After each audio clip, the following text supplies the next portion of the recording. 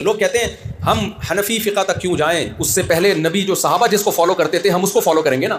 یہ بھی ایک منجن ہے. اب منجن کا لفظ اردو میں ہی سمجھ میں آئے گا، بنگلہ دیش والوں کو منجن نہیں پتا کسے کہتے ہیں. منجن تو منجن ہی ہوتا ہے، لیکن وہ جو مفہوم ہے نا منجن کا، کیا کہتے ہیں لوگ، بھائی ہم فقہ حنفی یا شافعی کو کیوں فالو کریں؟ کیا صحابہ شافعی تھے، حنفی تھے؟ بھائی ہم تو ان پیچھے جائیں گے، نبی تک جائیں گے. نبی اور صحابہ کس کو فالو کرتے تھے؟ ایسے لوگوں کو کہا کرو ہم مصحف عثمانی کو کیوں فالو کریں، ہم مصحف محمدی کو کیوں نہیں فالو کریں، ابو بکر کے مصحف کو کیوں نہیں فالو کریں؟ یہ معقول جواب ہوگا؟ بھائی مصحف عثمانی یہ وہی مصحف ہے جو صحابہ تابعین کا تیار کردہ ہے. صحابہ کا نے جب دیکھا کہ بہت سارے مصاحف ہیں، اختلاف ہو رہا ہے، تو سب کو ایک مصحف پہ جمع کر دیا.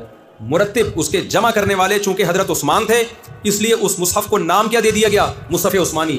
ہے اس میں وہی جو پیغمبر پہ قرآن نازل ہوا. ایسے ہی صحابہ جب دنیا میں پھیلے ہیں، کسی کے پاس ایک حدیث، کسی کے پاس دوسری حدیث، کسی نے حدیث کا مطلب کچھ سمجھا، کسی نے حدیث کا مطلب کچھ سمجھا، ہر ایک نے اپنی فہم کے مطابق فتویٰ دیا. یہ زیادہ عرصہ چل نہیں سکتا تھا. ایسے اسلامی حکومتیں وسیع ہو رہی تھی، لہذا جیسے قرآن کو ایک مصحف میں مرتب کیا گیا تو اسی طرح فقہ کو بھی مرتب کرنے کی ضرورت محسوس ہوئی تاکہ لوگ بے لگام نہ رہیں، کسی ایک مرتب فقہ کو فالو کریں. تو یہ کام سب سے پہلے امام ابو حنیفہ کے شاگردوں نے کیا، پھر امام مالک کے شاگردوں نے، امام شافعی، امام احمد، تو ان کے شاگردوں نے مرتب کیا. بہت ساری چیزوں میں اتفاق، کچھ میں اختلاف رہ گیا.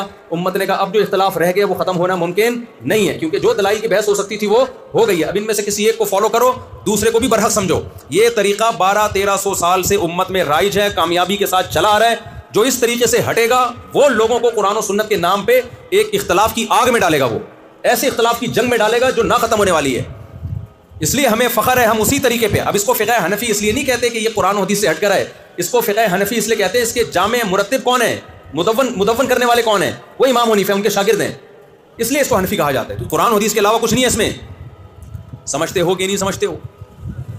تو اس لیے جو اس طرح کے لوگ آ رہے ہیں نا مارکیٹ میں، یہ تمہارا یہ مسئلہ حدیث کے خلاف، حالانکہ ہمارا کوئی مسئلہ حدیث کے خلاف نہیں ہے، کوئی مسئلہ حدیث کے خلاف نہیں. اور اگر بالفرض حدیث کے خلاف تھا تو امام ابو حنیفہ کے شاگردوں نے اس پہ فتویٰ ہی نہیں دیا، وہ چینج کر دیا ہم نے. اندھی تقلید ہمارے ہاں ہے ہی نہیں، سارے الزامات غلط لگائے جاتے ہیں. تو اس لیے بنگلہ دیش میں، برما میں، وہاں لوگوں سے کہتا ہوں دیکھو یہاں 1000 سال سے زیادہ فقہ حنفی چلا آ رہا ہے جب سے اسلام آیا ہے. دائیں بائیں جانے کی کوشش کی تو بے لگام اونٹ کی طرح، اور پھر یہ ایک نسل تک تو اسلام رہتا ہے، 2-3 نسلوں کے بعد بالکل گمراہ ہو جاتا ہے انسان.